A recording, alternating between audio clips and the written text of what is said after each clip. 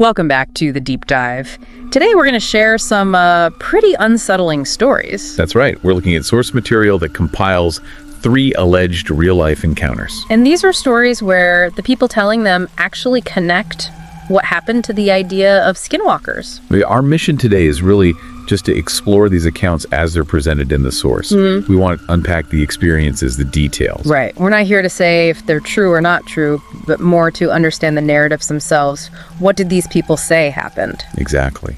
Looking at the perspective of the narrator, the feelings they convey, how they tried to make sense of something really, really strange, sometimes years after the fact. And these kinds of stories, they often have common elements, don't they? Remote places. Nature acting weirdly. Yeah, and that feeling of just dread. It's powerful stuff. It really is. When you look at source material like this, you focus on what details stuck with the person. Yeah. What made them need to share it. That's where the insight comes from. Okay, let's get into the first account from the source. This one takes us to Arizona back in 2015. Right. The narrator mentions hiking alone. A long hike, like 8 to 10 hours. Yeah, for stress relief, apparently. But it sounds tough.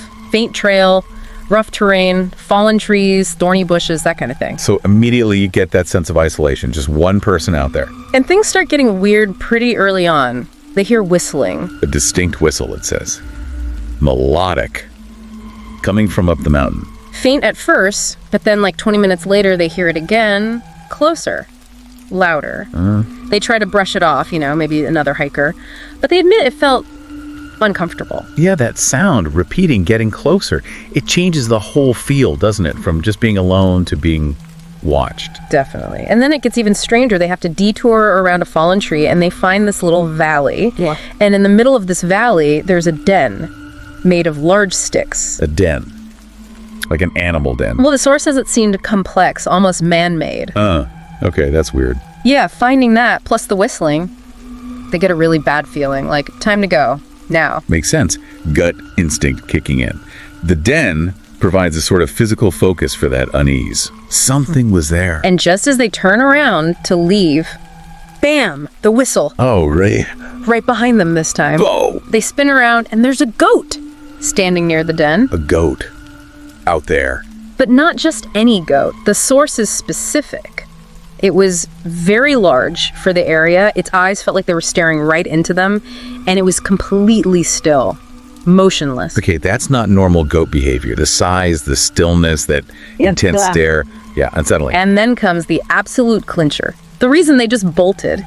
Wow. As they're backing away, slowly, the goat, it opens its mouth slightly and unnaturally and lets out the exact same whistle. Get that out. The goat whistle. The same melodic whistle they've been hearing. They just sprinted, fell multiple times, scrambling down the mountain. I don't blame them. A whistling goat?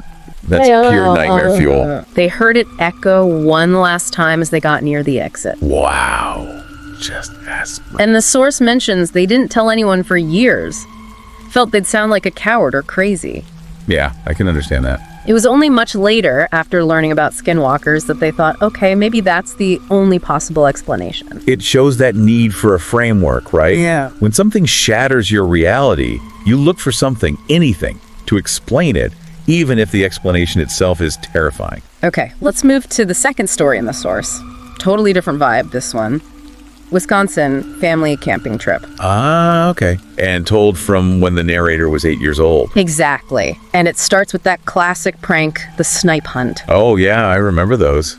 Sending kids out to catch imaginary creatures. Right. The source says the dad and his friend Billy were really hyping it up, talking about these aggressive bird things. Kids are excited, scared. Some brought sticks, even a wooden sword, apparently. So they go into the woods, hear some rustling, and then Billy jumps out, covered in red paint or something, screaming a snipe got him. Standard prank.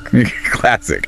Scares the kids. Adults laugh. But the narrator, being 8, totally falls for it, runs off screaming, terrified, hides in a bush near a tree. Okay, so they're alone now, properly scared. And that's when they see it, hiding there. See what? Something that sort of resembled a dog, but the description in the source is rough. How so? Abnormally long and skinny legs, a head that looked mangled and deformed, and only patches of hair scattered around its strange body. Oh, wow. That sounds awful, like something out of a horror movie. Yeah. It was walking slowly, And the narrator heard this faint moaning. Moaning. They described this strange sense of dread. Years later, they still couldn't quite explain it, but felt mesmerized. Couldn't look away, even though it was horrible to look at. That's creepy. That makes of revulsion and being unable to look away. And the dread. Then they hear their name being called, footsteps approaching, the creature stops, looks dead in the eyes at the narrator. There it is again. That direct eye contact. That sense of being seen. Exactly. Then their dad finds them, grabs them. He's relieved, but also mad they ran off. Understandable reaction from the dad. The narrator immediately looks back to where the creature was. Gone. Vanished. And the source notes, no sound of it running away. Just poof. Like it was never there.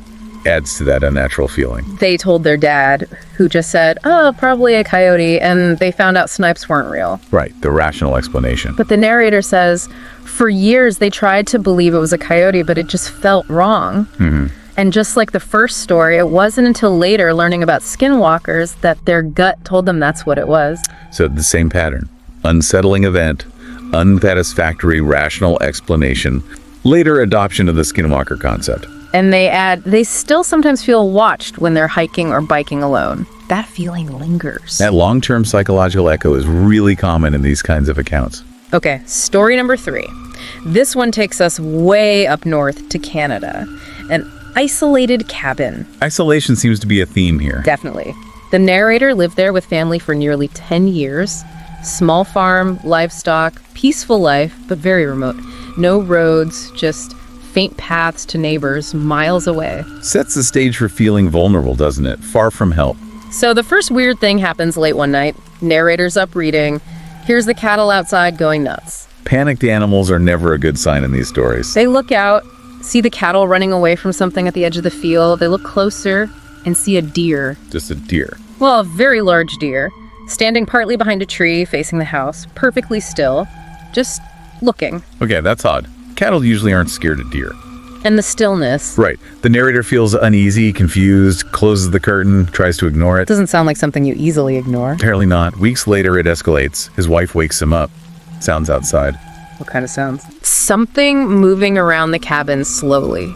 Like someone was dragging a stick along the walls all the way around. Oh, that's terrifying. Right outside their walls, circling them. The sound goes all the way around the cabin, then stops. Chilling. He checks the kids, grabs his rifle, starts checking windows, gets to the last window, the bedroom, sees the same deer standing in the dark woods, staring towards the house, not moving. The same one. Linked to that sound now. Yeah. He says he'd never seen an animal act like that, couldn't explain the sounds, just felt this dark feeling, intense paranoia. The paranoia feels earned at this point. It's not just seeing something weird anymore, it's interacting with their home. The next morning, he's feeling really paranoid, decides to walk to a neighbor's cabin miles away to talk about it. Okay, trying to get some perspective, maybe help. Halfway there, gets that weird feeling again, hears rustling behind him on the path. Oh no! He turns around, and the deer is right there, on the path. Maybe 15, 20 feet away, just staring. It followed him. It's actively pursuing him now. Seems like it. And this is where the source gives a really specific, chilling detail about its eyes. What was it? He noticed white around its iris and small pupils, described as having a distinct feature to that of human eyes. Human eyes. On a deer. Okay, that is profoundly disturbing. That takes it beyond just strange behavior. He runs the rest of the way to the neighbor's cabin, totally shaken. I bet. And the neighbor's reaction is interesting. How so? Not surprised. Pretty much. The neighbor starts talking about Navajo Skinwalkers. Says they show themselves if they wanted something from you or if you have disturbed them. Wow, so the neighbor provides the name, the framework right there. Yeah. But what really terrified the narrator, according to the source, was how calm the neighbor was talking about it. Like it was just a fact of life. That calm acceptance can be scarier than panic sometimes. Yeah. Suggests this is a known danger, something you just live with. He manages to get back home okay, luckily. But the source says he suffered horrible paranoia, couldn't sleep for weeks. The psychological toll. He got better eventually, but that peace they had living out there, gone. They ended up moving closer to town, partly for the kids. It fundamentally changed their life, shattered that sense of safety. And get this, almost 15 years later, he still hasn't told his wife or kids the specifics of what he saw or what the neighbor said. Wow. keeping that secret for so long. Feels like he needs to protect them from it. Sharing the story now, anonymously, seems like his way of dealing with it. That burden of secrecy, needing to shield family, it speaks volumes about how deeply it affected him. So, okay. 3 stories, 3 different places: Arizona, Wisconsin, Canada. Different creatures: goat, dog thing, deer. What connects these dots based on the source material? Well, the patterns are striking, aren't they? That isolation is key in all of them. Vulnerable settings. Right. And the animals. Always unnatural in some way. Exactly. Too big, deformed, behaving impossibly, like the whistling goat or the staring deer. It's that uncanny valley effect, but with animals. Looks familiar, but fundamentally wrong. Yeah, that's a good way to put it. And the sounds. Always strange. The whistle, the moaning, the dragging stick sound. Not normal environmental noises. Plus that intense, direct stare. Often with weird eyes mentioned, like the deer's human eyes. That feeling of being watched, assessed almost, Yeah. and the intense dread or paranoia that comes with it. That's consistent across all 3 accounts. And how they disappear. Silently, suddenly. No tracks, no sound of running away. Reinforces that feeling that it's not just a normal animal behaving strangely, it's something else. And importantly, the Skinwalker connection often comes later, right? As an explanation they find or are given. Yes, for the first 2 narrators, it was years later. They needed something to categorize this profoundly strange experience. The neighbor provides it directly in the 3rd story. It becomes the label for the inexplicable. And the impact. It clearly sticks with them. Paranoia, loss of peace, feeling watched, even keeping secrets for years. These aren't just spooky campfire stories for the narrators. They describe experiences that left deep, lasting psychological marks. Their perception of the world changed. It's those specific details the source provides: the whistle, the mangled body, the eyes that make these accounts so vivid and disturbing. They tap into fundamental fears, the wild, the unknown, things not being what they seem. And that search for an explanation, like latching onto the Skinwalker concept, shows how much we need to make sense of things, even if the explanation itself is terrifying. So, wrapping up our look at these accounts from the source, what's a final thought to leave people with? I think what stands out from these narratives is how encountering something perceived as truly impossible can fundamentally alter a person's reality. The source describes experiences that the narrators couldn't process, couldn't fit into their understanding of the world. It took years sometimes for them to even articulate it or find a framework like the Skinwalker idea to try and contain it. It really makes you consider, how do we cope when faced with something that seems to break all the rules of nature as we know them? How does that change your sense of safety forever? Definitely gives you something to think about. Powerful stuff.